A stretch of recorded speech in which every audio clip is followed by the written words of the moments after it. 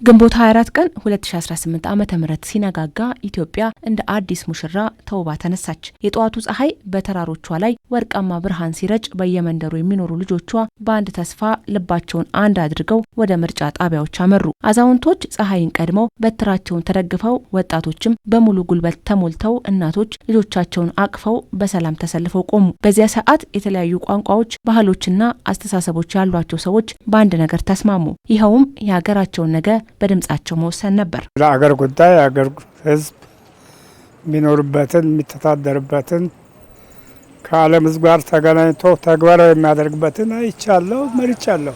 12 ሰዓት ነው የመጣሁት። ያው በጥሩ ሁኔታ ነው ያስረዱን። እንዳስረዱን እኛ የምንፈልገውን መርጠናል። እንግዲህ የመጣሁት 11 ሰዓት ተኩል ነው። ያለው ነገር ደስ ይላል፣ ያስደስታል። ያው ድምጼ ለሀገር ዋጋ አለው ብዬ ነው ልጄንም ይዤ የመጣሁት። በጠዋት እኔ ሌሊትም እንቅልፍ አልወሰደኝም። ምክንያቱም የሀገር ጉዳይ ነው፣ አጠቃላይ የህዝብ ጉዳይ ነው። ሀገር ቆማ የምትሄድበትን ተገቢ የሆነ አካል መመረጥ አለበት። ቀድሜ ነው የተዘጋጀሁትና በጠዋት ነው የተንቀሳቀስኩት። በዚህ ሂደት ዜጎች ምን አስተላለፉ ስንል የህግ ባለሙያዎችን ጠየቅን። የህገ መንግስታዊ አንቀጽ 8 ላይ ያለው ሉዓላዊ ስልጣን የሚመነጭበትን መንገድ በግልጽ ያመላከተ ነው የሚመስለው። ምክንያቱም ህገ መንግስቱ አንቀጽ 8 የሉዓላዊ ስልጣን ባለቤት ህዝቦች ናቸው።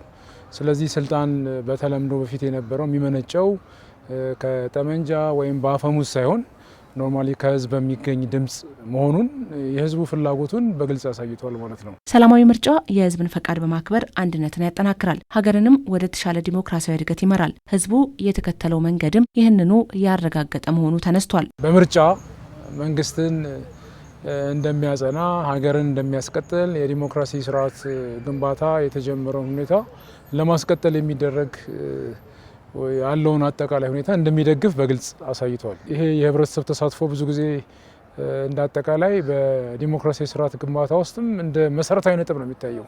ዲሞክራሲ የሚገነባው የህብረተሰብ ተሳትፎ በተለይም አካታችነት ያለው ዲሞክራሲ በዋነኝነት ሲኖር ነውና ያንን በብዙ መልኩ ያሳየ ነው። በተለይም በምርጫው ህዝቡ ያለማንም አስገዳጅነት በአንድነት ያሳየው ቁርጠኝነት የሚደነቅ ሆኗል። ራሴን መርጫ ያለውና አንዳንዱ ነገር በጣም ተገርሚ ያለው ምክንያቱም በጠዋት ስወጣ ብዙ ህዝብ አይቻለሁ። በምርጫ ጣቢያ ላይ የነበረው በአጋጣሚ ወደ ንፋስ ስልክ ላፍቶ ነበርና እስከ 2 ሰዓት ላይም ሲሄድ በቃ መቆሚያ አልነበረም ያለው አጠቃላይ ሁኔታው ማለት ማንም ሰው ሳያስገድዶት ወይም በየቦታ ፖሊስ ተመድቦ አይደለም የሚወጣው። ስለዚህ እንደ አጠቃላይ ስታዩ ህዝቡ በአጠቃላይ ማለት በተለያየ መልኩ ለምሳሌ ሴቶች የምታያቸው አንዳንዴ እንደው በጣም ኤክስትሪም ለምሳሌ ልጅ የያዙ እናቶችን ታያለሽ። ወደም ልጃቸውን ይዘው ጡት እያጠቡ ኢቭን ድረስ የመጡ አሉ እና ምርጫ ጣቢያ ላይ ራሱ ያዩዋቸው።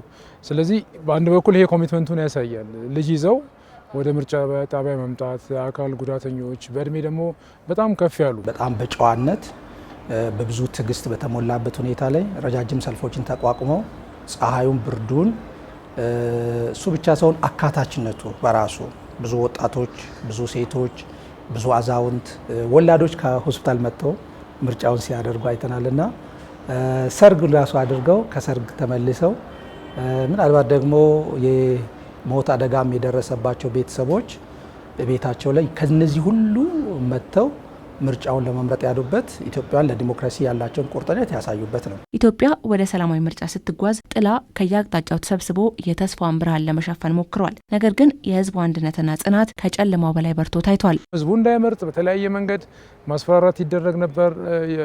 አንዳንድ ዓለም አቀፍ ደግሞ ሚዲያዎች በግልጽ በቃ የነበረው ሁኔታ ምርጫ የሆነ የሚደረግ እንዳልሆነ እንደዛ የሚያሳይ በብዙ መልኩ እንደዛ ነው የነበረው።